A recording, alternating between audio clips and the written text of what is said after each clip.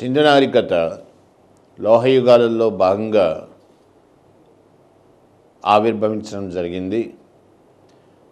దాని యొక్క ప్రాముఖ్యత ఏమిటో నేను ఆల్రెడీ వివరించడము జరిగింది. ప్రపంచంలో ఇప్పటికీ సజీవంగా మిగిలిపోయిన సంస్కృతి సింధు నాగరికత సంస్కృతి అవుతుంది. ప్రపంచ నాగరికతల్లోనే ఇది అతిపెద్ద నాగరికత. ప్రపంచంలోనే మొట్టమొదటిసారిగా సింధు ప్రజలు పత్తిని పండించి ప్రపంచానికి నూలు వస్త్రాలు ఇచ్చిన వాళ్ళు అయినారు. అట్లాగే ఏ నాగరికతల్లో కూడా లేని విధంగా సింధు నాగరికతలో మనకు మొట్టమొదటిసారిగా పట్టణ నిర్మాణము, అంటే పట్టణ నిర్మాణం మిగతా నాగరికతల్లో కూడా ఉంది, కానీ ప్రణాళికాబద్ధమైనటువంటి పట్టణ నిర్మాణము, దానికి తోడు భూగర్భ డ్రైనేజ్ వ్యవస్థ, అండర్ గ్రౌండ్ డ్రైనేజ్ వ్యవస్థ విత్ మ్యాన్ హోల్స్, ఇది సింధు నాగరికత యొక్క అతి విశిష్టమైన లక్షణంగా కూడా చెప్పబడ్డది. ఈ కారణాలతో మనం సింధు నాగరికత యొక్క ప్రాముఖ్యతను గుర్తిస్తూ ఆ చాప్టర్లోకి రావడం జరుగుతుంది. ఎగ్జామినేషన్ పరంగా అభ్యర్థులు గుర్తించాల్సిన విషయం ఏమిటి అంటే, ఈ చాప్టర్లో మనకి ఎక్కువగా క్వశ్చన్స్ సింధు నాగరికత యొక్క ప్రముఖమైనటువంటి పట్టణాలు ఏమిటి, అవి ఏ ప్రాంతాల్లో ఉన్నాయి, వాటిని కనుగొన్నటువంటి పురావస్తు శాస్త్రజ్ఞులు చరిత్రకారులు ఎవరు, అక్కడ ఏమేమి కనుక్కోబడ్డాయి, ఇది చాలా ముఖ్యమైనటువంటి అంశం అవుతుంది. దీని గురించి తెలుసుకోబోయే ముందు అసలు సింధు నాగరికత యొక్క ఆనవాళ్లు బయటపడినటువంటి తీరు, దానితో సంబంధం కలిగినటువంటి శాస్త్రవేత్తలు, పురావస్తు శాస్త్రవేత్తలు మరియు వ్యక్తులు, వీళ్ళ గురించి కూడా ప్రస్తావించాల్సి ఉంటుంది. ఒక గొప్ప నాగరికత అనేటువంటిది భారతదేశంలో ఉంది అనే విషయము తెలుసు, తెలియకని కాదు, తెలుసు, కానీ దీని గురించినటువంటి పూర్తి సమాచారం అందుబాటులోకి రాలేదు. సింధు నాగరికత యొక్క ఆనవాళ్లు మొట్టమొదటిసారిగా బయటపడడం చార్లెస్ మేసన్, బ్రిటిష్ ఇంజనీర్, ఈయనతో జరిగింది. ఈయన మొహంజోదారో, ఇది మనము ప్రస్తుతం పిలుస్తున్నటువంటి పేరు. దీనికి అర్థమైంది అని అంటే చనిపోయిన వాళ్ళను పూడ్చిపెట్టు దిబ్బ అని అంటాం. ఇతడు మొట్టమొదటిసారిగా మొహంజోదారో, చార్లెస్ మేసన్ మొహంజోదారో యొక్క ఆనవాళ్లను కనుక్కోవడం జరిగింది.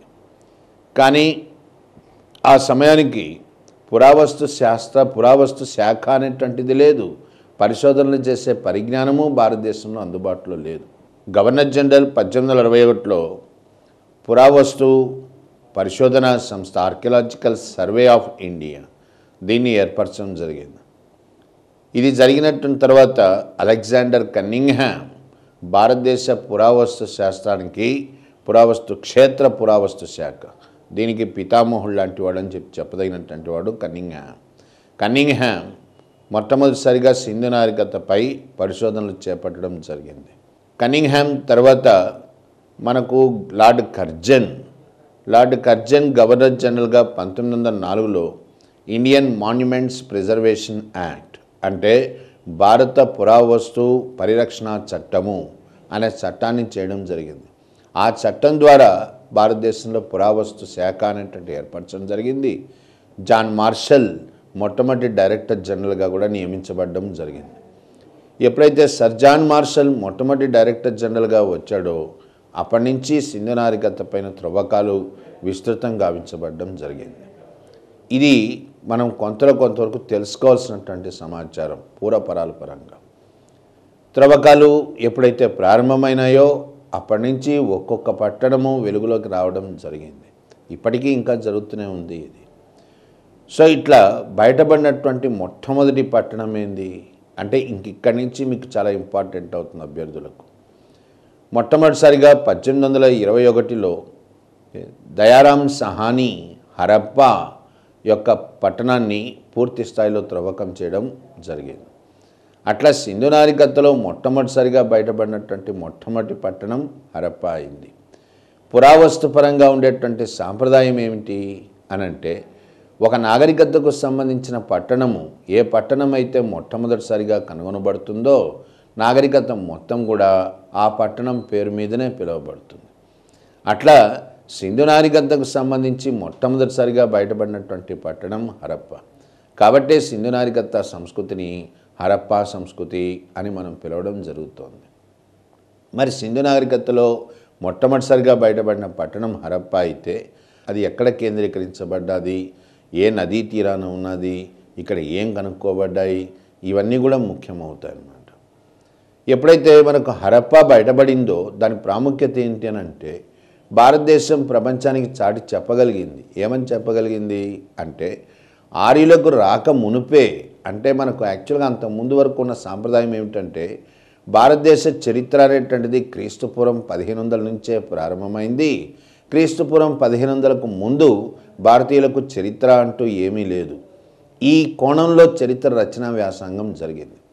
కానీ ఎప్పుడైతే సింధు నాగరికత ఆనవాళ్లు బయటపడ్డాయో భారతదేశం ప్రపంచానికి గొప్పగా చాటి చెప్పగలిగింది. ఏమని చెప్పగలిగింది అంటే ఆర్యులకు రాకమునుపే భారతదేశానికి గొప్ప నాగరికత అనేటువంటిది వర్ధిల్లింది అని మనం ఘంటాపదంగా చెప్పగలిగాం. ఈ నాగరికత క్రీస్తుపూర్వం 3500 సంవత్సరాల కాలం నాటిది. అంటే ఆర్యులు రాకమునుపే దాదాపు 2000 సంవత్సరాల నుంచే మనకు భారతదేశంలో గొప్ప నాగరికత వర్ధిల్లుతూ వచ్చింది అని మనం గర్వంగా చెప్పుకోగలిగాం. మరి ఇప్పుడు హరప్పా పట్టణంలోకి వెళ్దాం. హరప్పా పట్టణము రావి నదీ తీరాన ఉంది. రావి నదీ తీరాన ప్రస్తుతము మాంట్గోమరీ జిల్లా అంటాం. లార్ఖానా డిస్ట్రిక్ట్ ఆఫ్ వెస్ట్ పంజాబ్, పశ్చిమ పంజాబ్. భారతదేశం ఎప్పుడైతే విడిపోయిందో, పాకిస్తాన్ భారతదేశంగా విడిపోయిందో ముఖ్యమైనటువంటి సింధు నాగరికత పట్టణాలన్నీ కూడా పాకిస్తాన్లో కేంద్రీకరించబడడం జరిగింది. ఇట్లా హరప్పా ప్రస్తుతం పశ్చిమ పంజాబ్లోని మాంట్గోమరీ డిస్ట్రిక్ట్, లార్ఖానా కాదు, మాంట్గోమరీ డిస్ట్రిక్ట్, మాంట్గోమరీ జిల్లాలో కేంద్రీకరించబడి ఉన్నదన్నమాట. మరి ఇప్పుడు హరప్పాలో ఏమి కనిపిస్తున్నాయి మనకు? హరప్పా గురించి కూడా తెలుసుకోవాలంటే ముందు అసలు పట్టణ స్వరూపం ఎట్లా ఉందో చూడాలి. సింధు నాగరికత పట్టణాలు అన్నీ కూడా గుర్తించుకోవాల్సిన విషయం ఏమిటి అని అంటే దీర్ఘచతురస్రాకారంలో ఉంటాయి. ప్రతి పట్టణానికి సామాన్యంగా ఉత్తర దిక్కున ప్రవేశ ద్వారం ఉంటుంది, దక్షిణ దిక్కున నిష్క్రమణ ద్వారం ఉంటుంది. ప్రతి పట్టణము చుట్టూ కూడా ఒక చుట్టూ గోడ ఉంటుంది. చుట్టూ గోడ అంటే ప్రహరీలాగా కడతారు పట్టణం చుట్టూ అన్నమాట. ఇది ఎందుకు కడతారు ఇట్లాగా అంటే వరదల నుంచి ముంపు, ఆ ప్రమాదం నుంచి కాపాడుకోవడానికి, శత్రువుల దాడి నుంచి కూడా కాపాడుకోవడానికి ఉపయోగపడుతుంది ఇట్లాంటి కోట గోడ నిర్మాణం. దీన్నే మనం ఇంగ్లీష్లో సైటడల్ అని కూడా అంటుంటాం. హరప్పా చుట్టూ సైటడల్ ఉంది. హరప్పాకు పట్టణ ప్రణాళిక, నిర్దిష్టమైనటువంటి పట్టణ ప్రణాళిక కూడా ఉంది. ఇక్కడ మనకి ఏం కనిపిస్తున్నాయి ప్రధానంగా అంటే ఈ సైటడల్ చుట్టుగోడ అవతల మనకు గ్రానరీస్ అంటే ధాన్యాగారాలు కనిపిస్తున్నాయి. 12 ధాన్యాగారాలు ఉన్నాయి. ఈ 12 ధాన్యాగారాలు 2 వరుసల్లో ఉన్నాయి. అంటే ఒక్కొక్క వరుసలో 6 ధాన్యాగారాల వరకు హరప్పాలో కనుక్కోబడ్డాయి. అందుకనే హరప్పాను ధాన్యాగారాల పట్టణము అని కూడా పిలుస్తాం. అట్లాగే సైటడల్ ఈ ప్రహరీ గోడకు బయటనే కోట గోడ అని కూడా అనొచ్చు దానికి బయటనే హెచ్ ఆకృతిలో ఉన్నటువంటి ఒక సమాధి, ఇది కూడా ఇక్కడే కనుక్కోబడ్డది. చూడటానికి హెచ్ ఆకృతిలో ఉంటుంది ఈ సమాధి. హెచ్ టైప్ ఆఫ్ సిమెట్రీ అని అంటాం దీన్ని. దీని యొక్క ప్రాముఖ్యత ఏంటి అని అంటే అసలు సింధు నాగరికతలో ఎక్కడ కూడా ఇట్లాంటి సమాధి నిర్మాణం కనబడదు మనకు. అంటే సింధు నాగరికతకు చెందినటువంటి వారు కాదు, చెందని తెగలు, సంస్కృతులు ఎవరో దీన్ని నిర్మించి ఉండాలి. దీని యొక్క ప్రాముఖ్యత ఏమిటి అనంటే సింధు నాగరికత ప్రాంతంలోకి ఏదో విదేశీ తెగలు కొన్ని ప్రవేశించి ఉండాలి. వాళ్ళు ఇటువంటి కట్టడం యొక్క నిర్మాణాన్ని చేపట్టి ఉండాలి. ఈ విషయాన్ని మనము గ్రహించగలుగుతాం ఇట్లాంటి కట్టడం వల్ల. మనకు ఎగ్జామ్లో క్వశ్చన్స్ కూడా అడిగాడు. H type of symmetry, H ఆకృతిలో ఉండేటువంటి సిమెట్రీ అంటే సమాధి ఎక్కడ కనుక్కోబడ్డది అని. అది హరప్పాకు బయట అంటే కోటగోడకు బయట కనుక్కోబడ్డది అన్నమాట. ఈ రెండు చాలా ముఖ్యమైనటువంటి. అట్లాగే హరప్పాలోకి ప్రవేశిస్తే మనకి ఇంకా ఏం కనిపిస్తాయి అంటే శవపేటికలలో ఖనన పద్ధతి కనిపిస్తుంది. ఇక్కడ ఇంకా త్రవ్వకాల్లో మనకు కనుక్కోబడ్డది ఏంది అంటే రాతితో తయారు చేయబడినటువంటి ఒక మానవ విగ్రహం, పురుషుడి విగ్రహం. ఓకే, మేల్ టోర్సో అంటాం, అంటే నడుము పైభాగం నుంచి కనబడుతున్నటువంటి ఒక మానవుడి విగ్రహం కూడా, రాతి విగ్రహం కూడా కనుక్కోబడ్డది హరప్పాలో. ఈ హరప్పాని ఋగ్వేదము హరియుపియా అని కూడా పిలవడం జరిగింది. ఋగ్వేదం ఏమని చెప్తుంది? ఋగ్వేదము అంటే ఆర్యులకు మొట్టమొదటి గ్రంథం. అది ఆర్యులు భారతదేశంలోకి ప్రవేశించడం జరిగింది. ప్రవేశించిన తర్వాత వాళ్ళ సాహిత్యాన్ని వాళ్ళు అభివృద్ధి చేయడము జరిగింది. ఆ సాహిత్యంలో మొట్టమొదటి గ్రంథం ఋగ్వేదం. ఋగ్వేదం హరప్పాని హరియుపయా అని ప్రస్తావించడం జరిగింది. అట్లా చెప్తూ ఋగ్వేదం ఏమంటోంది అంటే హరప్పాలో 1000 యజ్ఞాలు యాగాలు జరిగాయని, హరప్పా పట్టణాన్ని ఆర్యులకు దేవుడైనటువంటి ఇంద్రుడు పిడుగుపాట్లు సృష్టించి సర్వనాశనం చేశాడని ఋగ్వేదం ప్రస్తావించడం జరిగింది. అంటే మనకి ఎగ్జామ్లో ఎట్లా ఇస్తుంటారు ఒక్కోసారి క్వశ్చన్స్ అని అంటే, ఏ పట్టణంను ఇంద్రుడు తన పిడుగుపాటుతో ధ్వంసం చేశాడు అని అంటాడు. ఒక హరప్పానే కాదు, 2 పట్టణాలు ఉన్నాయి అక్కడ, హరప్పా మరియు మొహంజదారో. రెండింటినీ కూడా ఇంద్రుడు సర్వనాశనం చేశాడు అని చెప్పి ఋగ్వేదం ప్రస్తావించడం జరిగింది. ఇది హరప్పాని గురించి మీరు మౌలికంగా తెలుసుకోవాల్సినటువంటి విషయాలన్నమాట. రైట్. హరప్పా తర్వాత రెండవ ముఖ్యమైనటువంటి పట్టణము మొహంజోదారో. ఆల్రెడీ దీని గురించి నేను ప్రస్తావించడం జరిగింది. మొహంజోదారో సింధు నాగరికతలోనే మొట్టమొదటిసారిగా ఆనవాళ్లను తెలియజెప్పినటువంటి పట్టణం. అంటే సింధు నాగరికత అనేది ఒకటి ఉంది అనేటువంటిది మనకు తెలియడానికి మొహంజదారోనే కారణం అన్నమాట. చార్లెస్ మేసన్ దీన్ని దర్శించడం జరిగింది మొట్టమొదటిసారిగా. మరి మొహంజదారోతో కనెక్ట్ అయినటువంటి ఆర్కియాలజిస్ట్, చరిత్రకారులు, పురావస్తు శాస్త్రజ్ఞులు ఎవరెవరు అంటే 1922లో 21లో హరప్పా కనుక్కోబడ్డది. హరప్పా తర్వాత 1922లో మొహంజదారో తవ్వకాలు అనేటువంటివి పూర్తి స్థాయికి చేరుకున్నాయి. మొహంజదారో పట్టణాన్ని వెలుగులోకి తీసుకొచ్చినటువంటి పురావస్తు శాస్త్రవేత్త ఆర్డి బెనర్జీ అంటాం. ఆర్డి బెనర్జీ 1922లో మొహంజదారోని వెలుగులోకి తీసుకొచ్చి రావడం జరిగింది. ఇది ఎక్కడున్నది అంటే హరప్పాకి దిగువ భాగాన, అంటే సింధ్ ప్రాంతం, ప్రస్తుత పాకిస్తాన్లోని సింధ్ ప్రాంతంలో లార్ఖానా జిల్లాలో సింధు నది ఒడ్డున మొహంజదారో కేంద్రీకరించబడి ఉన్నదన్నమాట. ఇది దీని యొక్క లొకేషన్ అంటాం, కేంద్రీకరించబడినటువంటి విధానం. మరి మొహంజదారో యొక్క ప్రాముఖ్యత ఏంది అంటే ఎగ్జామినేషన్లో ఎక్కువగా కూడా మనకు మొహంజదారో ప్రాముఖ్యత కలిగినటువంటి క్వశ్చన్సే ఉంటాయి. ఒకవేళ వాళ్ళు పట్టణాల మీద ప్రశ్నలు ఇస్తున్నాడు అంటే మీ చాయిస్ మొట్టమొదటిసారి మొహంజదారో ఉండేటట్టుగా చూడండి. ఎందుకంటే ఇది అత్యంత ముఖ్యమైనటువంటి పట్టణం అన్నమాట. ఏమిటి దీని యొక్క ప్రాముఖ్యత అంటే సింధు నాగరికత పట్టణాల్లోకెల్లా దీర్ఘ వైశాల్యం, అంటే అతి పెద్ద వైశాల్యం కలిగినటువంటి పట్టణం. ద లార్జెస్ట్ సిటీ అంటాం. లార్జెస్ట్ సిటీ మొహంజదారో అవుతుంది. లార్జెస్ట్ సిటీ అనేటువంటిది ఏ కోణంలో, దాని విడ్త్ కానీ దాని లెంగ్త్ కానీ ఆ పరంగా చూసుకుంటే అది లార్జెస్ట్ సిటీ అవుతుంది. నెంబర్ 1. నెక్స్ట్ నెంబర్ 2, సింధు నాగరికత పట్టణ ప్రణాళిక అనేటువంటిది మొత్తం కూడా మొహంజదారోనే పోలి ఉంటుంది.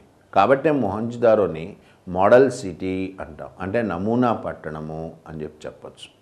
సింధు నాగరికత పట్టణాలకు అది నమూనా పట్టణం అన్నమాట. దాని ప్రణాళిక చూసే మిగిలిన పట్టణ ప్రణాళిక అనేటువంటిది కూడా రూపొందించబడ్డది అని చెప్పచ్చు. నెక్స్ట్ నెంబర్ 3, సింధు నాగరికత పట్టణాల్లోకెల్లా అత్యధిక నివాసం, అంటే ప్రజలు ఎక్కువగా నివసించిన పట్టణము, జనాభా సాంద్రత ఎక్కువగా కలిగిన పట్టణము మొహంజదారో అవుతుంది.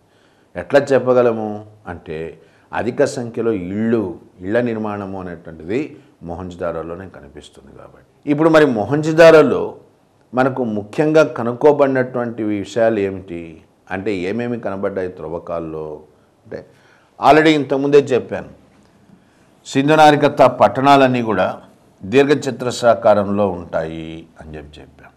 పట్టణానికి ప్రవేశ ద్వారం ఉత్తర దిక్కులో ఉంటుంది, దక్షిణ దిక్కులో నిష్క్రమణ ద్వారం ఉంటుంది. మొహంజదారో పట్టణంలో నడిబొడ్డున పట్టణానికి హార్ట్ ఆఫ్ ద సిటీ అంటాం. ఈ నడిబొడ్డున ఒక గొప్ప స్నానవాటిక ఉంది. దీన్నే మనము స్విమ్మింగ్ పూల్ లాగా ఉంటుంది అని కూడా చెప్పచ్చు. ఈ స్నానవాటికకు ఉత్తర దిక్కు నుంచి ప్రవేశ ద్వారం, దక్షిణ దిక్కున నిష్క్రమణ ద్వారం ఉంటుంది. ఇటువైపు నుంచి రావాలి, ఇటువైపు స్నానాలు చేసిన తర్వాత దక్షిణ నుంచి నిష్క్రమించాలన్నమాట. ఈ స్నానవాటికకు పక్కనే ఒక బావి ఉంటుంది. బావిలో నుంచి నీరు, ఫ్రెష్ వాటర్, ఈ నీరు దీంట్లోకి ప్రవేశించడానికి, వాడబడ్డ నీరు నిష్క్రమించడానికి వాడు చక్కటి ప్రణాళికను తయారు చేశాడు. ఈ స్నానవాటిక యొక్క ప్రాముఖ్యత ఏమిటి అంటే, డ్రైనేజ్ సిస్టమ్ అంటే నీటిపారుదల సౌకర్యం ఎట్లా ఉన్నదో మనకు ఈ స్నానవాటిక చక్కగా విశదీకరిస్తుంది అన్నమాట. దీని తర్వాత ముఖ్యమైనటువంటి కట్టడాలు ఏంది అంటే, అతిపెద్ద ధాన్యాగారం ఉంది. ధాన్యాగారము అంటే మనం పండించిన పంటల్ని నిల్వ చేసుకోవడానికి ఉపయోగించేటువంటి అన్నమాట. అది ఇక్కడే కనిపిస్తుంది మీకు, మొహంజదారో పట్టణంలోనే కనిపిస్తుంది. అట్లాగే మొహంజదారోలో దేవాలయాన్ని పోలినటువంటి కట్టడం.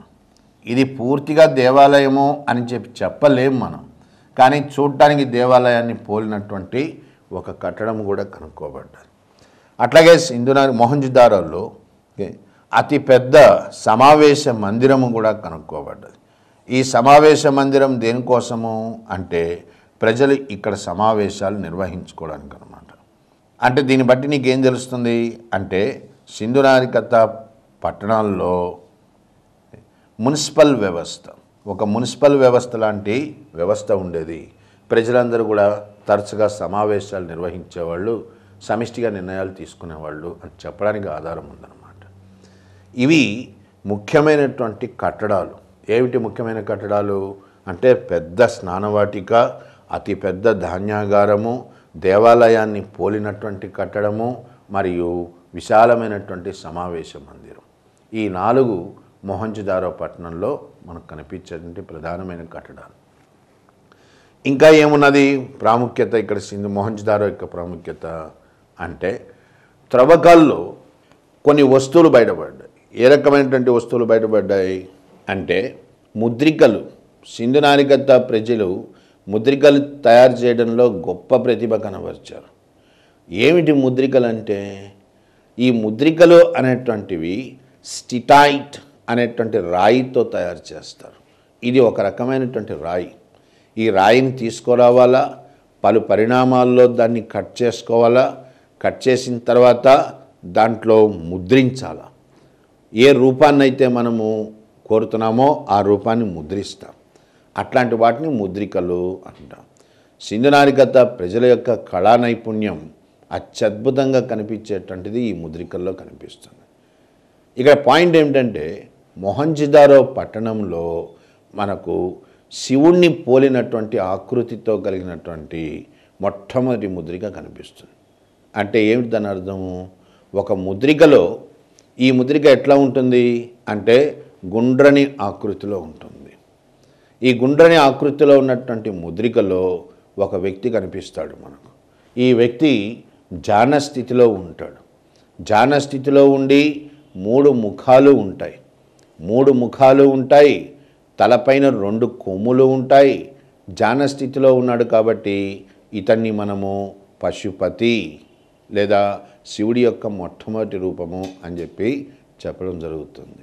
సో పశుపతి ముద్రికలో అసలు పశుపతి అని ఎందుకు పిలుస్తున్నాము? ఇది శివుడి యొక్క మొదటి రూపం అని అంటాం మనం. ఎందుకంటాము అంటే, ఈ ముద్రికలో ఉండేటువంటి వ్యక్తి యొక్క స్వరూపం ఎట్లా ఉందో నేను వివరించాను. ఎట్లా ఉన్నాడు చూడడానికి అంటే, ధ్యాన స్థితిలో ఉంటాడు. దీర్ఘమైన ధ్యాన స్థితి, డీప్ మెడిటేషన్ అంటాం. చూడటానికి ఏమో 3 ముఖాలు ఉంటాయి, నెత్తి మీద 2 కొమ్ములు కనిపిస్తున్నాయి. ధ్యాన స్థితిలో ఉన్నటువంటి ఈ వ్యక్తి చుట్టూ 4 జంతువులు కనిపిస్తాయి. ఏ జంతువులు కనిపిస్తాయి అని కూడా అడిగాడు ఎగ్జామ్స్లో. ఏ జంతువులు కనిపిస్తాయి అంటే, దున్నపోతు, బఫెలో, దున్నపోతు, టైగర్, పులి, రైనో అంటే ఖడ్గమృగం, ఏనుగు. ఈ 4 జంతువులు 4 దిక్కుల్లో నిల్చుకున్నట్టుగా కనిపిస్తాయి. కాళ్ళ దగ్గర 2 జింకలు కనిపిస్తాయి. ఆయన చుట్టూ జంతువులు ఉన్నాయి కాబట్టి, పశువులతో సమిష్టిగా పరివేష్టితులై ఉన్నాడు కాబట్టి అతన్ని పశుపతి అని మనం పిలవడం జరిగింది. ఇది శివుడి యొక్క మొట్టమొదటి రూపం అన్నమాట. అందుకనే సింధు నాగరికత మనం కానీ గమనిస్తే పట్టణాల్లో వాళ్ళు ఒక రకమైనటువంటి తొలి శైవం శివుణ్ణి పూజించేటువంటి విధానాన్ని పాటించారేమో అని అనిపిస్తుందన్నమాట.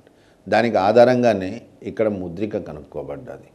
సో పశుపతి ముద్రిక ఎక్కడ కనుక్కోబడ్డది అంటే మొహంజదారో అని గుర్తించాలి. నెంబర్ 1. అట్లాగే త్రవ్వకాల్లో ఇంకొకటి ఏం కనిపించింది మనకు అంటే సింధు నాగరికత ప్రజలకు గుర్రము యొక్క వాడకము తెలియదు, అసలు గుర్రము అనేటువంటిదే వాళ్ళకు తెలియదు అని చాలా కాలం వరకు మనం అనుకుంటూ వచ్చాం. ఇది ఒక రకంగా తప్పని రుజువు చేయబడ్డది. ఎందుకంటే గుర్రము బొమ్మని కలిగినటువంటి ముద్రిక, ఇంకొక ముద్రికలో మనకు గుర్రము ఆకృతితో ఉండేటువంటి జంతువు యొక్క బొమ్మ కూడా కనుక్కోబడడం జరిగింది. అంటే గుర్రం ఆకృతిని కలిగినటువంటి ముద్రిక కూడా మొహంజదారోలో కనుక్కోబడ్డాయి. సో 2 ముద్రికలు కనుక్కోబడ్డాయి. అట్లాగే విగ్రహాలు కనుక్కోబడ్డాయి. ఏ విగ్రహాలు అంటే సింధు నాగరికత ప్రజలు గొప్ప కళా నైపుణ్యాన్ని ప్రదర్శించారు అనడానికి నిదర్శనంగానే బ్రాంజ్ అంటే తగరము ప్లస్ రాగి 2 కలిస్తే బ్రాంజ్ అవుతుందని చెప్పాను ఆల్రెడీ. సో బ్రాంజ్ అంటే కరెక్ట్గా కంచు అంటాం. కంచుతో తయారు చేయబడినటువంటి నాట్యగత్య విగ్రహం బ్రాంజ్ డాన్సింగ్ గర్ల్ అంటాం. ఈ కంచుతో తయారు చేయబడినటువంటి నాట్యగత్య విగ్రహం సింధు నాగరికత కళాస్వరూపాల్లోనే అత్యంత అందమైన విగ్రహం అంటాం. చాలా కష్టం, అది చేదిరిగిన కళాకారుడే చేయగలడు అనమాట అట్లాంటి విగ్రహాన్ని. ఈ విగ్రహం కూడా మొహంజదారోలోనే కనుక్కోబడ్డది. అట్లాగే బియర్డెడ్ మ్యాన్ అంటే గడ్డం పెంచుకున్నటువంటి ఒక వ్యక్తి విగ్రహం. చూడటానికి ఇతడు పురోహితుడిలాగా కనిపిస్తున్నాడు అన్నమాట. పురోహితుడిని పోలినటువంటి విగ్రహం. ఈ విగ్రహం దేంతో తయారు చేయబడ్డది? ఇది కూడా అడిగాడు క్వశ్చన్. ఈ విగ్రహము స్టిటైట్ అనేటువంటి రాయితో తయారు చేయబడ్డది. ఇంతకుముందే చెప్పాను ఆల్రెడీ. స్టిటైట్ అనేటువంటిది ముద్రికలు తయారు చేయడానికి వాడబడేటువంటి ఒక ప్రత్యేకమైన రాయి. అట్లాంటి రాయితోనే తయారు చేయబడినటువంటి మరో విగ్రహము పురోహితుడి విగ్రహం. ఇది కూడా మొహంజదారోలోనే కనుక్కోబడ్డది. అట్లాగే ఇంకా ఏం కనుక్కోబడుతున్నాయి ఇక్కడ అంటే ఇంతకుముందే చెప్పాను సింధు నాగరికత ప్రజలు ప్రత్తిని పండించిన మొట్టమొదటి వారు అని చెప్పి. సో దానికి నిదర్శనంగానే మొహంజదారో పట్టణంలో మొట్టమొదటిసారిగా నీకు నేయబడినటువంటి గుడ్డ పేలిక, a piece of cloth, woven cloth అని అంట, ఒక గుడ్డ పేలిక కూడా కనుక్కోబడ్డది. అట్లాగే దూరాన్ని కొలవడానికి ఒక స్కేల్, ఒక ప్రమాణాన్ని కూడా వాళ్ళు పాటించారు. ఓకే, ఒక స్కేల్ని కూడా వాళ్ళు ఉపయోగించడం జరిగింది. ఇది కూడా నీకు మొహంజదారోలోనే కనుక్కోబడ్డది. ఇవన్నీ మొహంజదారోలో కనుక్కోబడినటువంటి ముఖ్యమైనటువంటి విషయాలు అన్నమాట. ఇవన్నీ మనకి ఎగ్జామినేషన్ పరంగా ముఖ్యమవుతాయి, ఇంపార్టెంట్ కూడా. ఇంకా ఏం ప్రస్తావించాల్సి వస్తుంది మొహంజదారో పట్టణం మీద అంటే మొహంజదారో సింధు నది ఒడ్డున ఉన్నది. ఈ నదికి తరచుగా వరదలు వస్తూ ఉంటాయి.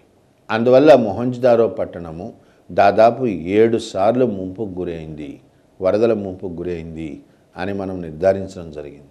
7 సార్లు అని ఎట్లా తెలుస్తుంది అంటే త్రవ్వకాల్లో మనము దిగువ పొరలు లేయర్స్ అంటాం. వీటికి వెళ్ళే కొద్దీ అక్కడ పట్టణంలో ఉన్నటువంటి కట్టడాలు ఏ విధంగా మార్పుకు లోనైనాయో తెలుస్తుంటుంది. దాన్ని బట్టి నీకు తెలుసుకోవచ్చు అన్నమాట. అన్నిసార్లు వరదల వల్ల పట్టణం ధ్వంసమైంది అని చెప్పొచ్చు అన్నమాట. ఇంతకుముందు కూడా ప్రస్తావించాను నేను. ఇంద్రుడు, ఆర్యులకు ప్రధాన దేవుడు ఇంద్రుడు. ఋగ్వేదం ఏమని చెప్పింది?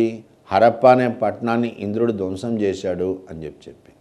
అదే ఋగ్వేదం మొహంజదారో పట్టణాన్ని కూడా ఇంద్రుడే ధ్వంసం చేశాడు అని ప్రస్తావించడం జరుగుతుంది. ఇవన్నీ వివాదాలు, కానీ ఊరికే తెలుసుకోవడం అనేటువంటిది ముఖ్యమవుతుంది ఇక్కడ అంతే. ఇవి మొహంజదారోకు సంబంధించినంత వరకు ముఖ్యమైన సమాచారం అన్నమాట. దీని తర్వాత 3వ అతి ముఖ్యమైనటువంటి పట్టణం ఏమిటి అంటే చెన్హుదారో అంటాం. చెన్హుదారో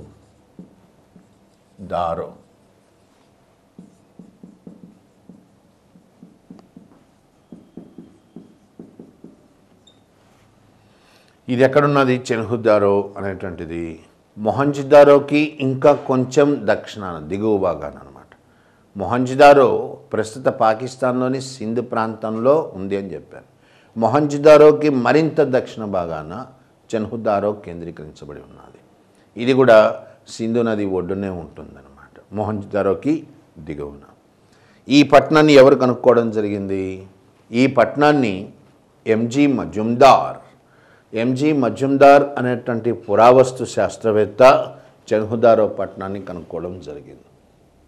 దీని యొక్క ప్రాముఖ్యత ఏమిటి అంటే, ప్రతి సింధు నాగరికత పట్టణానికి ఒక చుట్టుగోడ ఉంటుంది అని చెప్పాం. ఈ చుట్టుగోడనే మనం ఏమన్నాము? సైటడల్ అని అన్నాం, ప్రహరీ గోడ. కానీ చెన్హుదారో పట్టణానికి ఎక్కడ కూడా నీకు ఎటువైపున కానీ ఈ చుట్టుగోడ ఉన్నట్టుగా ఆధారాలు లేవు. అంటే చుట్టుగోడ సైటడల్ లేని ఒకే ఒక్క పట్టణము చెన్హుదారో అని చెప్పచ్చు. ఇది చాలా ముఖ్యం అన్నమాట. సైటడల్ లేని సింధు నాగరికత పట్టణం ఏది అంటే చెన్హుదారో అవుతుంది ఒకటి. రెండవ ముఖ్యమైనటువంటి విషయం ఏమిటి అంటే, ఈ చెన్హుదారో పట్టణంలోనే మనకు ఇంక్ పాట్ అంటాం. ఓకే, ఇంక్ పాట్ అంటే సింధు నాగరికత ప్రజలు వాడికంటూ వాళ్ళకి ఒక లిపి ఉంది. ఈ లిపిని తయారు చేసేటప్పుడు కొన్ని పరికరాలు వాడతారు, కొన్ని పదార్థాలను వాడతారు. అవి నిర్వహించుకోవడానికి తయారు చేసుకున్నటువంటి ఒక పాత్ర, దాన్నే ఇంక్ పాట్ అని అంటాం. ఇది కూడా చెన్హుదారోలోనే లభ్యమైందనమాట. నెక్స్ట్ మూడవ ముఖ్యమైనటువంటి విషయం ఏమిటి అంటే, చెన్హుదారో త్రవ్వకాల్లో మనకు రాతితో తయారు చేయబడినటువంటి నాట్య భంగిమలో ఉన్నటువంటి ఒక వ్యక్తి విగ్రహం కనుక్కోబడ్డది. నాట్య భంగిమలో ఉండేటువంటి వ్యక్తి విగ్రహము అంటే అది ఎవరిదై ఉంటుంది? బహుశా మన పురాణాల ప్రకారము, మన ఇతిహాసాల ప్రకారము నాట్యము అనేటువంటిది శివుడికి సంబంధించిన అంశం. కాబట్టి అందుకే ఇంతకుముందు కూడా అనుకున్నది మనం, సింధు నాగరికత త్రవ్వకాల్లో మనకు ఎక్కడో శైవం యొక్క ఛాయలు కనిపిస్తున్నాయి అని. శివుణ్ణి పోలినటువంటి నాట్య భంగిమలో ఉన్నటువంటి రాతి విగ్రహము ఇది కూడా చెన్హుదారోలోనే కనుక్కోబడ్డది. ఇంకా ముఖ్యమేమిటి అంటే, ముఖ్యమైన విషయాలు ఏమిటి అని అంటే, చెన్హుదారో పూసల పరిశ్రమ. సింధు నాగరికత ప్రజలు బీడ్స్ అంటే పూసలు అంటాం తెలుగులో, వీటిని కూడా బాగా ఎక్కువ సంఖ్యలో తయారు చేసుకునేవాళ్ళు అనమాట. ఈ పూసల పరిశ్రమకు కూడా చెన్హుదారోనే ప్రధాన కేంద్రం. అట్లాగే చెన్హుదారో ఎట్లయితే మొహంజదారో వరద ముంపులకు గురైందో, చెన్హుదారో కూడా దాదాపుగా 3 సార్లు వరద ముంపుకు గురైంది అని మనము ఒక నిర్ధారణకు వచ్చాం. ఇవన్నీ చెన్హుదారోకు సంబంధించినటువంటి ముఖ్యమైన సమాచారం. ఇంకొకటి కూడా ఉంది ఇక్కడ, అదేంటంటే చెన్హుదారో ప్రజలు రాయిని వాడారు, ఇటుకలు వాడారు. సింధు నాగరికత ప్రజలు తమ యొక్క గృహ నిర్మాణం, ఇళ్ళు కట్టుకోవడానికి ఎక్కువగా కూడా చక్కటి ఇటుకలు వాడతారు, బాగా కాల్చినటువంటి ఇటుకలు. కానీ చెన్హుదారోలో రాతి కట్టడాలు కనిపిస్తున్నాయి, ఇటుకలు వాడలేదు. ఇది కూడా నువ్వు గుర్తుంచుకోవాల్సినటువంటి విషయం అవుతుంది. ఇది చెన్హుదారోకు సంబంధించినటువంటి ముఖ్యమైన సమాచారం. చెన్హుదారో తర్వాత నెక్స్ట్ ఇంపార్టెంట్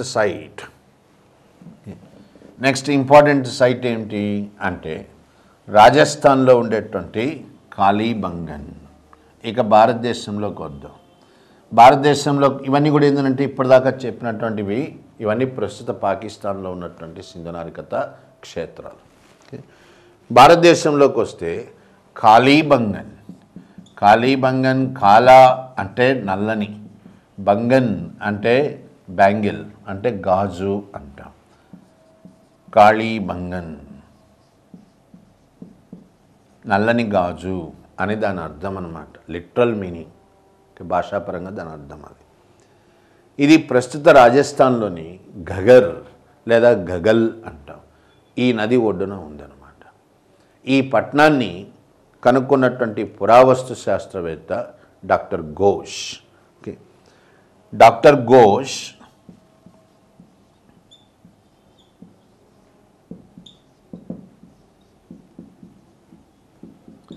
ఈయన ఈ పట్టణాన్ని కనుక్కోవడం జరిగిందనమాట. డాక్టర్ ఏ ఘోష్ అంటాం. కాళీబంగన్ రాజస్థాన్లో ఉన్నటువంటి ప్రాంతం. చరిత్రలో రాజస్థాన్ ఒకప్పుడు అత్యంత సారవంతమైనటువంటి భూమి. ఘగర్ నదీ పరివాహిక ప్రాంతము, హాక్రా నదీ పరివాహిక ప్రాంతము, ఇవన్నీ కూడా రాజస్థాన్లోనే ఉన్నాయన్నమాట. అందుకని అత్యంత సారవంతమైన ప్రాంతం కాబట్టి కాళీబంగంలో మనకు విస్తృతమైనటువంటి వ్యవసాయం జరిగింది అని చెప్పడానికి ఆధారాలు ఉన్నాయి. ఆ తర్వాత డిస్కస్ చేస్తాం. ముందుగా అసలు కాళీబంగన్ పట్టణాన్ని యొక్క ప్రాముఖ్యత ఏంటి అంటే, కాళీబంగంలో కనబడినటువంటి సంస్కృతి, ప్రజల జీవన విధానం ఇదంతా ఎట్లా ఉంది? సోతీ సంస్కృతి అంటాం. కాళీబంగన్ యొక్క సంస్కృతిని సోతీ సంస్కృతి అని కూడా పిలవడం జరిగింది. ఓకే, క్వశ్చన్ ఎట్లా ఇచ్చారు అంటే, సింధు నాగరికత పట్టణాల్లోని ఏ సంస్కృతిని సోతీ సంస్కృతి అంటారు అంటే, కాళీబంగంలో కనుక్కోబడినటువంటి సంస్కృతి సోతీ సంస్కృతి అని పిలువబడడం జరిగింది. ఇక కాళీబంగన్ యొక్క ప్రాముఖ్యత ఏమిటి, ఇక్కడ ఏమేం కనిపిస్తున్నాయి మనకు అంటే, ఇప్పుడే చెప్పాను, ప్రపంచంలోనే ఒక రకంగా చెప్పాలంటే అతి పెద్ద వ్యవసాయ క్షేత్రం అని చెప్పచ్చు. దాన్ని కరెక్ట్గా ఇంగ్లీష్లో చెప్తే the largest unit of land in the entire pre history. చరిత్ర పూర్వయుగంలో అతి పెద్ద భూమి, అతి పెద్ద వ్యవసాయ క్షేత్రం, వ్యవసాయానికి ఉపయోగించబడ్డ భూమి, అతిపెద్ద వ్యవసాయ క్షేత్రం ఎక్కడ కనుక్కోబడ్డది అంటే కాళీబంగన్లోనే. దాన్ని బట్టి నీకు తెలుస్తుంది వాడు చాలా విస్తృతంగా వ్యవసాయం చేశారు అని చెప్పి కాళీబంగన్ ప్రజలు.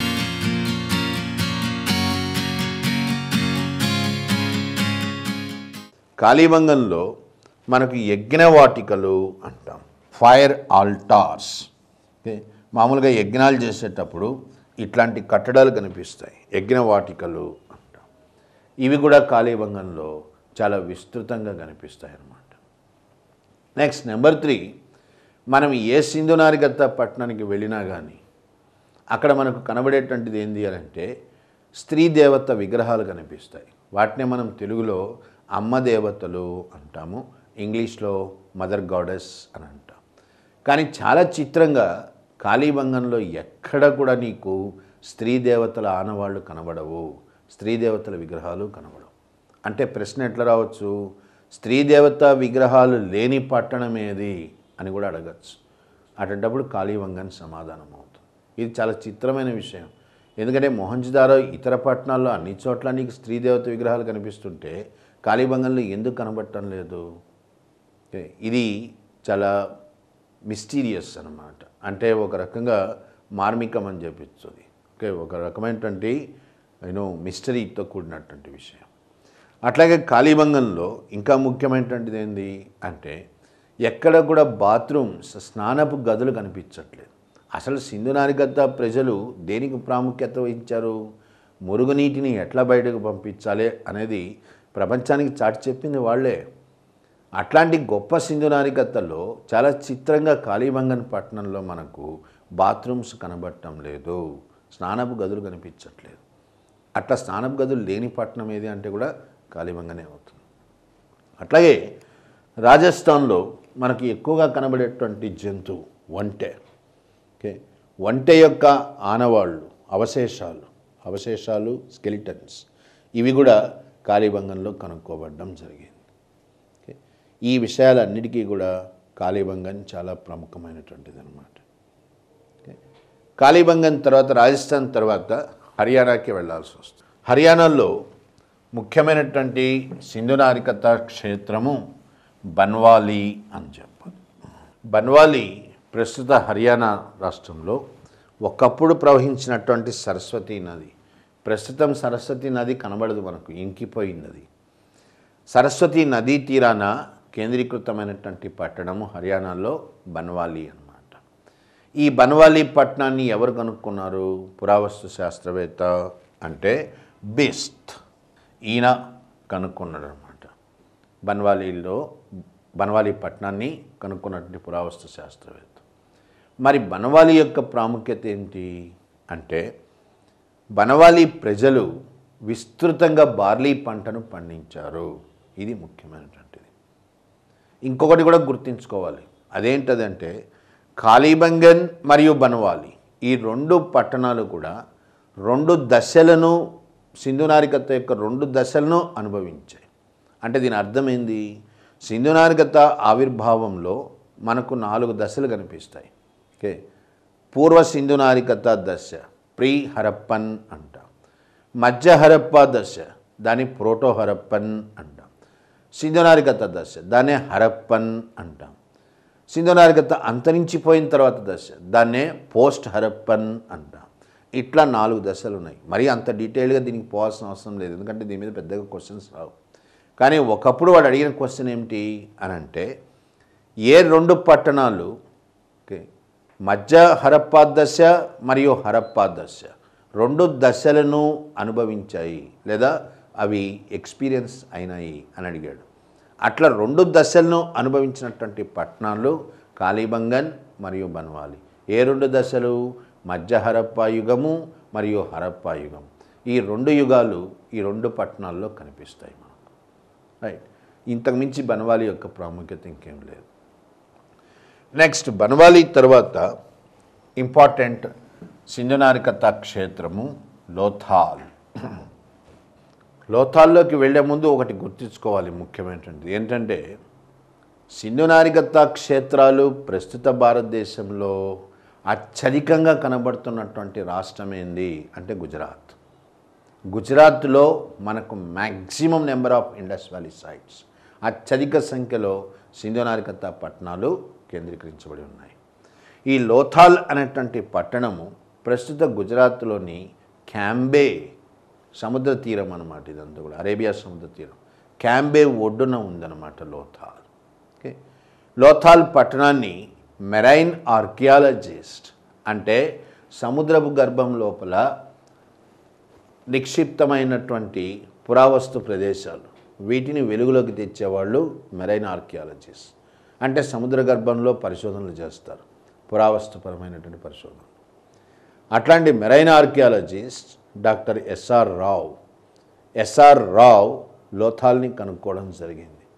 ఇక్కడ మీరు ఇంకొక విషయం కూడా గుర్తుంచుకోవాలి. ఇదే ఎస్ఆర్ రావ్ ద్వారకా పట్టణాన్ని కూడా కనుగొన్నాము. అంటే కృష్ణుడి జన్మస్థలమైనటువంటి ద్వారకా పట్టణం, కృష్ణుడితో కనెక్ట్ అయినటువంటి పట్టణం ద్వారక, దీన్ని కూడా కనుక్కున్నట్టుగా ఆయన ప్రకటించడం జరిగింది. సో లోథాల్ ప్రస్తుత గుజరాత్ రాష్ట్రంలో ఉంది. మెరైన్ ఆర్కియాలజిస్ట్ ఎస్ఆర్ రావు గారు దీన్ని కనుక్కోవడం జరిగింది. ఓకే, లోథాల్ యొక్క ప్రాధాన్యత ఏమిటి అంటే, ఇంతకుముందే చెప్పాను నేను, ప్రతి సింధు నాగరికత పట్టణానికి ప్రవేశ ద్వారము ఉత్తర దిక్కులో ఉంటుంది అని చెప్పాను, నిష్క్రమణ ద్వారము దక్షిణ దిక్కులో ఉంటుంది అని చెప్పాను. కానీ ఇక్కడ లోథాల్కి వస్తే చాలా చిత్రంగా లోథాల్ యొక్క ప్రవేశ ద్వారము తూర్పు దిక్కులో ఉంది, నిష్క్రమణ ద్వారము పశ్చిమ దిక్కులో ఉంటుంది. తూర్పు దిక్కున ప్రవేశ ద్వారము కలిగినటువంటి ఒకే ఒక్క సింధు నాగరికత పట్టణం ఏది అంటే లోథాల్ అవుతుంది. నెంబర్ 1. నెక్స్ట్ నెంబర్ 2, లోథాల్లో మనకి ఇంకా ఏమేమి కనిపిస్తున్నాయి అంటే, ఇళ్ల నిర్మాణాన్ని కానీ గమనించాము అంటే ప్రతి ఇంటికి కూడా పక్క ప్రవేశ ద్వారాలు ఉంటాయి, సైడ్ ఎంట్రన్సెస్ అని అంటాం. సామాన్యంగా సింధు నాగరికత మిగిలిన పట్టణాల్లో అంతా కూడా ఇంటికి ఒక ప్రవేశ ద్వారం ఉంటుంది, ఒక నిష్క్రమణ ద్వారం ఉంటుంది. సైడ్ ఎంట్రన్సెస్ ఉండవు, పక్క ప్రవేశ ద్వారాలు అంటూ ఉండవు. కానీ లోథాల్లో నీకు పక్క ప్రవేశ ద్వారాలు కూడా కనబడతాయి ఇళ్లకు. అట్లా ఉన్నటువంటి పట్టణం ఏది అంటే లోథాల్ అవుతుంది. నెక్స్ట్ నెంబర్ 3 మోస్ట్ ఇంపార్టెంట్ అనమాట.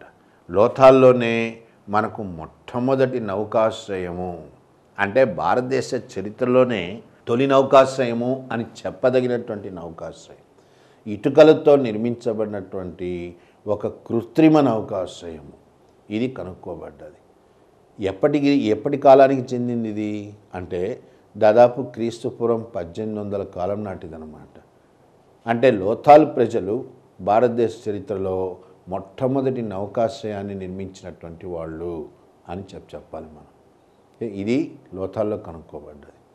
అట్లాగే లోథాల్ ప్రజలు క్రీస్తుపూర్వం 1800 నాటికల్లా వరిని కూడా పండించారు. ఎందుకంటే సింధు నాగరికత ప్రాంతం మొత్తం కూడా గోధుమ పంట ఈ ప్రాంతానికి చెందింది. గోధుమ పంటను ఎక్కువగా ఈ ప్రాంతాల్లో పండిస్తారు. అట్లాంటిది లోథాల్లో నీకు వరి పండించినట్టుగా ఆధారాలు ఉన్నాయి. ఏ రూపంలో వచ్చింది ఆధారము అంటే వరి పొట్టు, రైస్ హస్క్ అంటాం. ఇది లోతాల్లో కనుక్కోబడడం జరిగింది. లోతాల్ సముద్రపు ఒడ్డున ఉంది, పైగా నౌకాశ్రయము, అందుకని విస్తృతమైనటువంటి సముద్ర వ్యాపారం జరిగింది. ఇక్కడ సింధు నాగరికతలో ఎక్కువగా సముద్ర వ్యాపారం జరిగింది అంటే లోతాల్ ద్వారానే జరిగింది అన్నమాట. దీనికి ఆధారం ఏంది అంటే లోతాల్లో మనకు పర్షియా అంటే ప్రస్తుత ఇరాన్ ప్రజలు లోతాల్తో వ్యాపారం చేసినట్టు ఇరాన్ ప్రజల యొక్క ముద్రికలు, వాళ్ళు వాడినటువంటి ముద్రికలు సీల్స్, ఇవి లోతాల్లో కనుక్కోబడ్డాయి. ఏ ప్రాంతంలో ఇరాన్ లేదా పర్షియా యొక్క ముద్రికలు కనుక్కోబడ్డాయి అంటే అది లోతాల్ అవుతుందన్నమాట. అట్లాగే లోతాల్లో ఇంకా ఏం కనుక్కోబడుతున్నాయి మనకు అంటే ఏనుగు యొక్క అస్థికలు, ఏనుగు యొక్క స్కెలిటన్స్ అంటాం, ఇవి కూడా లోతాల్లో కనుక్కోబడ్డాయి.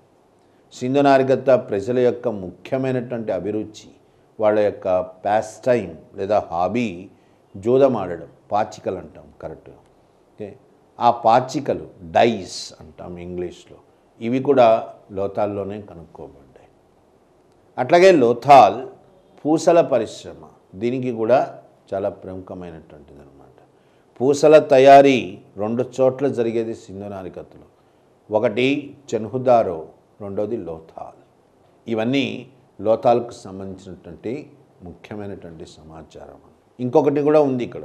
ఒకప్పుడు ఏమని అడిగాడు క్వశ్చను, మొహంజదారో అంటే చనిపోయిన వాళ్ళని పూడ్చిపెట్టేటువంటి దిబ్బ అనే అర్థం వస్తుంది. అటువంటి అర్థం వచ్చేటువంటి మరొక పట్టణం ఏంది అన్నాడు. చనిపోయిన వాళ్ళని పూడ్చిపెట్టే దిబ్బ మొహంజదారో అయితే అదే రకమైనటువంటి అర్థాన్ని ఇచ్చేటువంటి మరో పట్టణం యొక్క పేరు లోతాల్. లోతాల్ అన్నా కూడా మౌండ్ ఆఫ్ ది డెడ్, చనిపోయిన వాళ్ళని పూడ్చిపెట్టే దిబ్బ అని అర్థం అన్నమాట. ఇవి లోతాలకు సంబంధించినటువంటి ముఖ్యమైన సమాచారం. అంటే ఇక్కడ నువ్వు గుర్తించాల్సింది ఏంటి అని అంటే మొహంజదారో తర్వాత అంతటి ప్రాముఖ్యత కలిగినటువంటి పట్టణం ఏది అంటే లోతాల్. నెక్స్ట్ లోతాల్ తర్వాత మరో ముఖ్యమైనటువంటి క్షేత్రం గుజరాత్లో సుర్కోటడా అంటాం.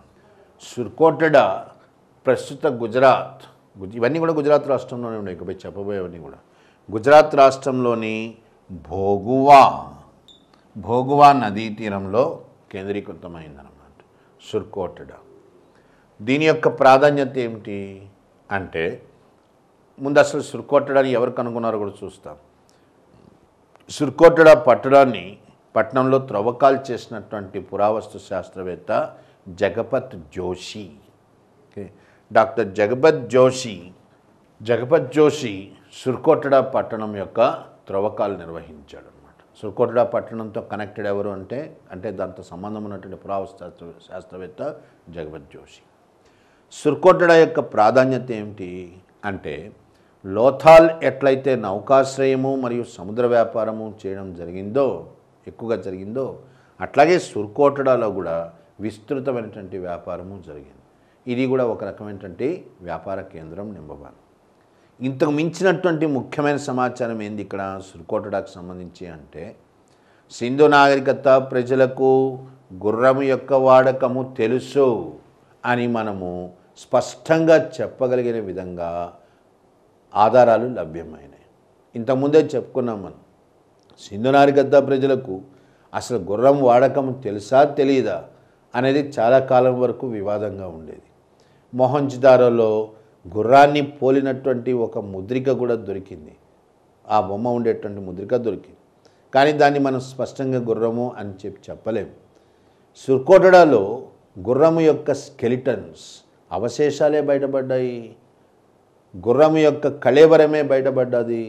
దాన్ని బట్టి మనము సింధు నాగరికత ప్రజలకు గుర్రము గురించి స్పష్టమైన అవగాహన ఉంది, వాళ్ళకు గుర్రం గురించి తెలుసు అని చెప్పడానికి నిర్దిష్టమైన ఆధారము లభించినట్లయింది.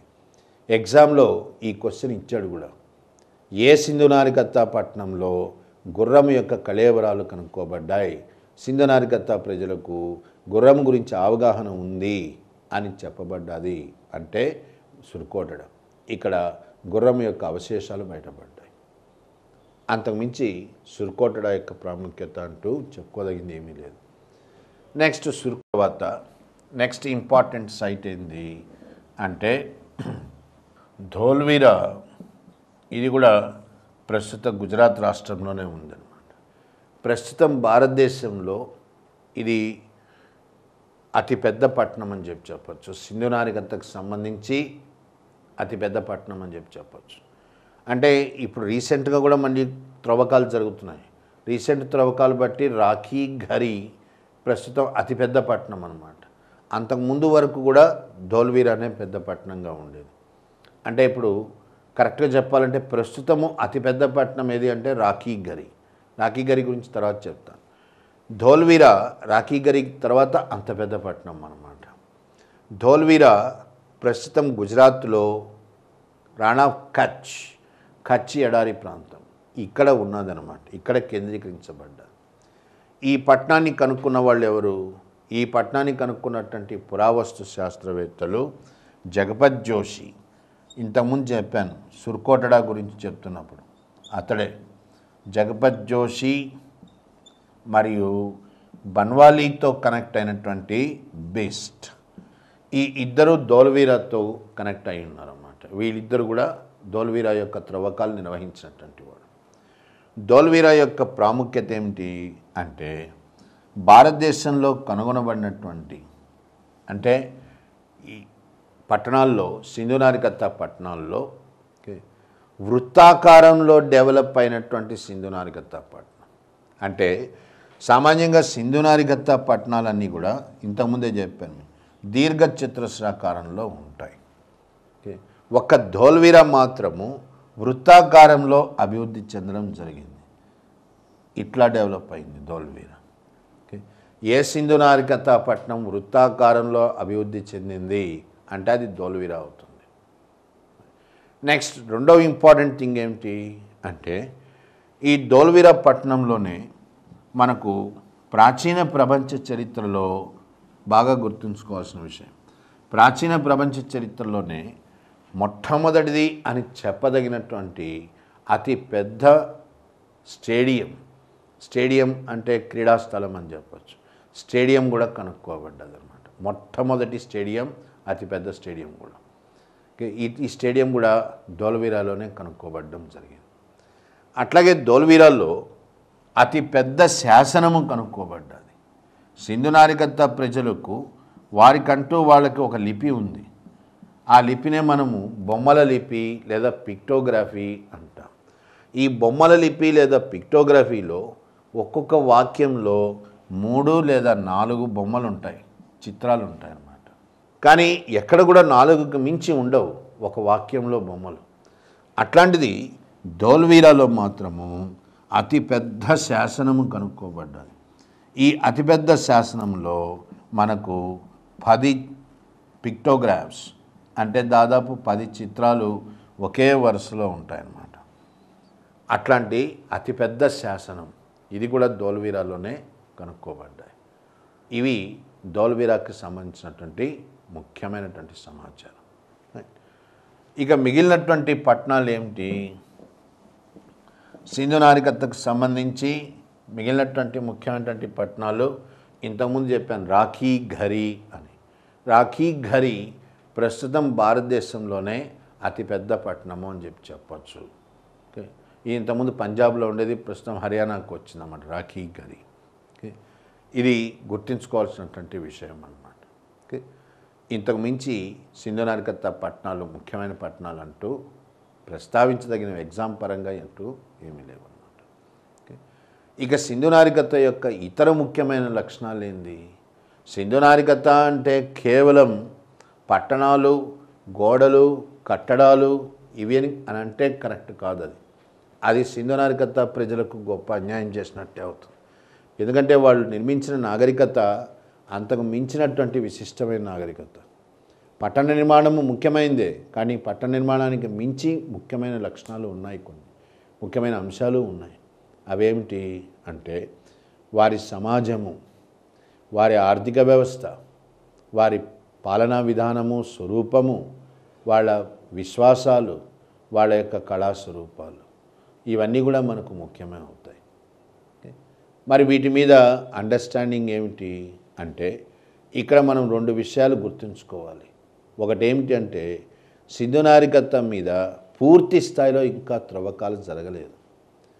రెండోది వాళ్ళ యొక్క లిపి, వాళ్ళు రాసుకున్నటువంటి లిపి, ఈ భాష, దీన్ని మనం చదవలేదు. కాబట్టి సింధు నాగరికత మీద పూర్తి స్థాయిలో నిర్దిష్టంగా మాట్లాడే స్థితిలో లేము. మనకు లభ్యమవుతున్నటువంటి ఆధారాలను బట్టి మనం అయ్యుండొచ్చు అని మాత్రమే చెప్పగలుగుతున్నాం. అంతేగాని ఖచ్చితంగా మనం మాట్లాడే స్థితిలో లేము.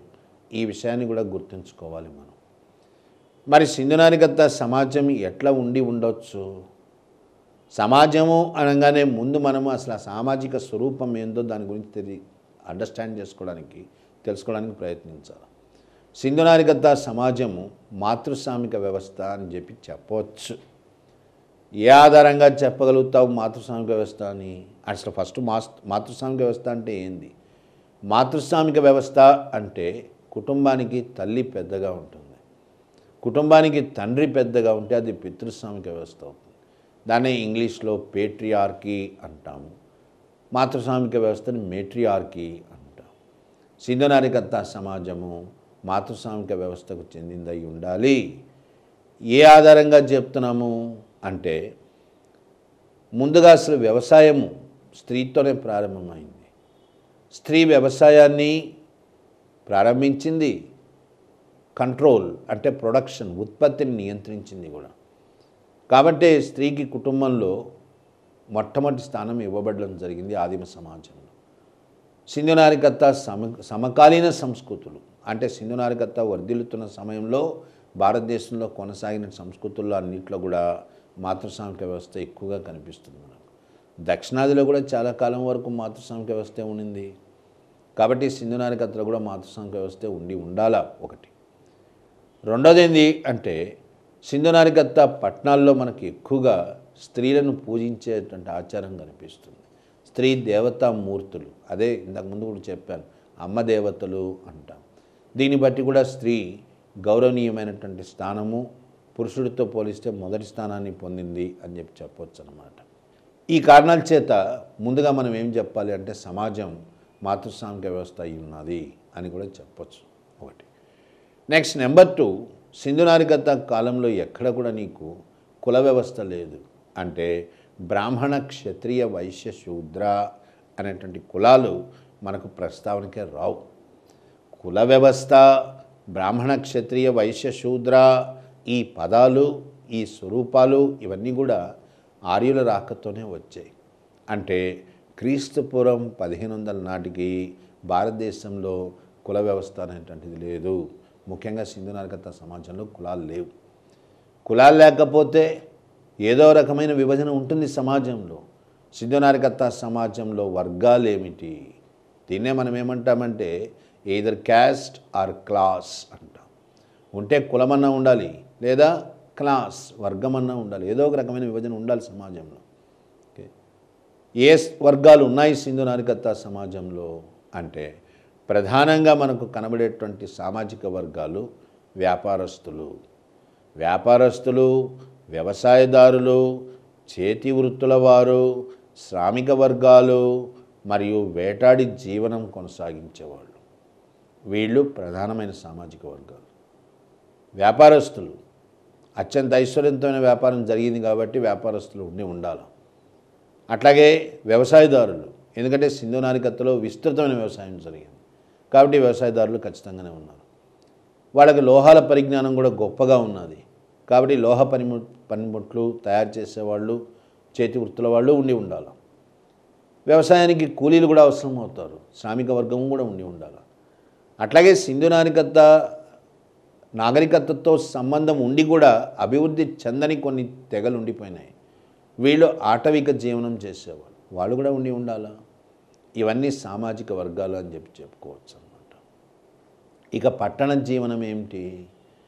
మనకు సింధు నాగరికత పట్టణాల్లో వాళ్ళ పట్టణ జీవనము, పట్టణ స్వరూపం ఎట్లా కనిపిస్తున్నది? సింధు నాగరికత పట్టణాలన్నీ ఇంతకుముందే పదే చెప్పడం జరిగింది, దీర్ఘ చతురస్రాకారంలో ఉంటాయి. ప్రతి పట్టణానికి ఒక ప్రవేశ ద్వారం ఉంటుంది, నిష్క్రమణ ద్వారము ఉంటుంది. టౌన్ ప్లానింగ్, పట్టణ ప్రణాళిక ఎట్లా ఉంటుంది అంటే ఇక్కడ ఇళ్ల నిర్మాణం అంతా కూడా ఇటుకలతో జరుగుతుంది. ఒక చెనుహుదారాలు తప్పించి దాదాపుగా మిగిలిన చోట్లంతా కూడా ఇళ్ల నిర్మాణము ఇటుకలతోనే జరిగింది. అది కూడా చాలా ముఖ్యమైన విషయం ఏమిటంటే సింధు నాగరికత ప్రజలు ఒకే పరిమాణం అంటే ఒకే సైజ్, ఒకే పరిమాణంలో ఉన్నటువంటి ఇటుకలనే వాడారు. మొహంజదారోలో కనబడేటువంటి ఇటుక పరిమాణము మరియు మనకు దిగువ భాగాన మహారాష్ట్రలో డైమాబాద్ అని ఉంది, సింధు నాగరికత సరిహద్దులు అనమాట. ఇవి తర్వాత చెప్తాను. సింధు నాగరికత విస్తరణ పతనం వచ్చినప్పుడు చెప్తాం. సింధు నాగరికతకు సరిహద్దుల్లో దక్షిణ భారతదేశంలో మహారాష్ట్రలో దీని సరిహద్దు డైమాబాద్ అనమాట. డైమాబాద్లో కనుగొనబడినటువంటి ఇటుకలు, మొహంజదారోలో కనుగొనబడినటువంటి ఇటుకలు రెండు కూడా ఒకే పరిమాణంలో ఉన్నాయి, ఒకే సైజులో ఉన్నాయి. దాన్ని బట్టి మనకేం తెలుస్తున్నది అంటే సింధు నాగరికతలో ఒక విధమైనటువంటి సెంట్రలైజ్డ్ ప్రొడక్షన్, కేంద్రీకృతమైనటువంటి ఉత్పత్తి విధానం ఉండాలి. పాయింట్ ఏమిటంటే సింధు నాగరికతలో ప్రజలు ఒకే పరిమాణంలో ఉన్న ఇటుకలను వాడారు. ఇటుక పరిమాణం అంతా ఒకే రకంగా ఉంటుంది. మరి పట్టణం యొక్క ప్రణాళిక, పట్టణ ప్రణాళికలో ఇళ్ళు ఒక వరుస క్రమంలో నిర్మించబడతాయి. దీన్ని ఎట్లా చెప్పచ్చు అంటే ప్రస్తుతం మనం చెస్ బోర్డ్, కరెక్ట్గా చెప్పాలంటే గ్రిడ్ సిస్టమ్ అంటాం. గ్రిడ్ ఆకృతిలో ఇళ్ల నిర్మాణం జరుగుతుంది, అంటే వీధుల నిర్మాణం జరుగుతుంది. ప్రతి వీధి కూడా ఇంకొక వీధితో కుడివైపు నుంచి కనెక్ట్ అవుతుంది. అంటే ఒక రకం చెప్తే సింధు నాగరికతలో వన్ వే ట్రాఫిక్కే ఉన్నది అని అర్థం అన్నమాట. ప్రతి వీధి కూడా ఇంకొక వీధికి కుడివైపున మలుతుంది. వీధులన్నీ కూడా చక్కగా వరుస క్రమంలో అమర్చబడి ఉన్నట్టుగా నిర్మించబడతాయి. చూడ్డానికి ఇది చెస్ బోర్డ్ ఆకృతిలో ఉంటుంది. అతి ముఖ్యమైనటువంటి విషయం ఏమిటి అంటే అండర్ గ్రౌండ్ డ్రైనేజ్ సిస్టమ్, భూగర్భంలో నీటిపారుదల, మురుగు నీటిపారుదల సౌకర్యము సింధు నాగరికత యొక్క అతి ముఖ్యమైనటువంటి విషయము అని చెప్పాలి. ప్రతి వీధి చివరిలో కూడా మనకు దీపస్తంభాలు ఉంటాయి, స్ట్రీట్ లైట్స్ అంటాం. రాత్రిపూట దీపాలు వెలిగించి పెట్టడం, ఈ పద్ధతి కూడా అప్పట్లో అమల్లో ఉండేది. ప్రతి పట్టణంలో కూడా ధాన్యాగారాలు కనిపిస్తాయి. ఎందుకంటే పండించినటువంటి పంటను నిల్వ చేసుకోవడానికి ధాన్యాగారాలు ఉన్నాయి. ఇవి కూడా చాలా ముఖ్యమైనటువంటి విషయం అన్నమాట పట్టణ ప్రణాళికలో. ఇది పట్టణ ప్రణాళిక. ఇక ముఖ్యమైనటువంటి విషయాలు ఏంది సమాజంలో అంటే వాళ్ళ ఆహారపు అలవాట్లు. వాళ్ళ యొక్క ప్రధానమైనటువంటి ఆహారము గోధుమ మరియు బార్లీ. ఎందుకంటే సింధు నాగరికత మొత్తం కూడా వీట్ ప్రొడ్యూసింగ్ జోన్, గోధుమ పండించేటువంటి ప్రాంతంలోకి వస్తుంది. మనకు మాత్రం లోతాల్లో వరి పండించినట్టు ఆధారం ఉంది. కాబట్టి అక్కడ కొంత వరి పంట అనేటువంటిది కొంతవరకే పరిమితంగా కల్టివేట్ చేయబడ్డది. వాళ్ళు విస్తృతంగా కల్టివేట్ చేసింది మాత్రం గోధుమ పంట, గోధుమ బార్లీ, ఈ రెండింటిని బాగా పండించారన్నమాట. శాకాహారము మాంసాహారం రెండూ కలిపి తీసుకునేవాళ్ళు, రెండూ ఉన్నాయి పద్ధతులు అన్నమాట. వ్యవసాయంలోకి వెళ్ళినప్పుడు మిగిలిన పంటల గురించి ప్రస్తావిస్తాను. తర్వాత వాళ్ళ అభిరుచులు ఏంటి అంటే ఉత్పత్తికి ఎంత ప్రాధాన్యతనిచ్చారో జీవితాన్ని కూడా అంత సుఖంగా ఉంచుకోవడానికి ప్రాధాన్యతనిచ్చారు. విస్తృతంగా వినోదాలు, వాళ్ళ అభిరుచులు విస్తృతంగా ఉన్నాయి, వాళ్ళ వినోదాలు విస్తృతంగా ఉన్నాయి. ముఖ్యమైనటువంటి అభిరుచి ఏమిటి అంటే జూదం ఆడడం, ప్లేయింగ్ కార్డ్స్, డైస్ అంటాం, పాచికలు ఆడడము, నాట్యము, సంగీతము, చేపల వేట, ఎద్దులతో పోరాటాలు, పడవ పందాలు, ఇవన్నీ కూడా వాళ్ళ యొక్క అభిరుచులు. దాన్ని బట్టి మనకేం తెలుస్తుంది, జీవితాన్ని కూడా సుఖంగా జీవించడం, అభిరుచికి తగ్గట్టుగా ఎంజాయ్ చేయడం అంటాం మనం. జీవితాన్ని ఎట్లా గడపాలో వాళ్ళకి తెలుసు అన్నమాట. అట్లాగే వాళ్ళు డెకరేషన్ అంటే అలంకరణ, దీనికి ప్రాధాన్యతనిచ్చారు. స్త్రీలు పురుషులు ఇద్దరు కూడా. పురుషులు చాలా షార్ప్ బ్లేడ్స్ వాడేవాళ్ళు, దేనికి షేవింగ్ చేసుకోవడానికి, అంటే గడ్డం తీసుకోవడానికి, గీయడానికి, వీటికి బ్లేడ్స్ వాడేవాళ్ళు. స్త్రీలకు వచ్చేసరికి వాళ్ళు లేపనాలు, లిప్స్టిక్స్, ఇవి కూడా ఎక్కువగా వాడారు. సుగంధ పరిమళాలు వీటిని గ్రీస్ నుంచి దిగుమతి చేసుకోవడం జరిగింది. సింధు నాగరికత స్త్రీలు పలు రకములైనటువంటి కేశ పద్ధతులు, అలంకరణ పద్ధతులు వీటిని కూడా పాటించారు. దాన్ని బట్టి మనకు తెలుస్తుంది స్త్రీల అలంకరణకు చాలా ప్రాధాన్యతనిచ్చారు అని. లాస్ట్గా మనం గుర్తించాల్సింది ఏంటి అంటే వాళ్ళ యొక్క అంత్యక్రియలు. అంటే వ్యక్తి చనిపోయినప్పుడు వాళ్ళు ఏ పద్ధతులు పాటిస్తారు, సంస్కారాలు ఏం పాటించేవాళ్ళు. సామాన్యంగా ఏంటంటే వ్యక్తి చనిపోయినాడు అంటే పూడ్చిపెట్టడం జరుగుతుంది. ఓకే, ఇది చాలా ప్రధానంగా కనిపిస్తుంది, క్రిమేషన్ అంటాం. దీంట్లో కూడా పలు రకాలైన పద్ధతులు ఉన్నాయి. ఎట్లా కనిపిస్తుంది అంటే సింధు నాగరికత త్రవ్వకాల్లో మనకు ఎక్కువగా చనిపోయిన వ్యక్తిని కూర్చున్న భంగిమలో తల ఉత్తర దిక్కుగా తిప్పి పూడ్చిపెట్టే పద్ధతి కనిపిస్తుంది. ఒకప్పుడు ఇది అడిగాడు కూడా ప్రశ్నగా, ఇప్పటికీ కూడా ఈ సాంప్రదాయాన్ని పాటిస్తున్నారు కొంతమంది అని. ముఖ్యంగా వీరశైవులు, లింగాయత్లు అంటాం, వీరశైవులు ఈ సాంప్రదాయాన్ని ఇప్పటికీ పాటిస్తారు. చనిపోయిన వ్యక్తిని కూర్చున్న భంగిమలో పూడ్చిపెట్టి తల ఉత్తర దిక్కుగా తిప్పడం అంటే అర్థమైంది, ఉత్తరాన శివుడు ఉన్నాడని, కైలాసం ఉందని విశ్వాసం అన్నమాట.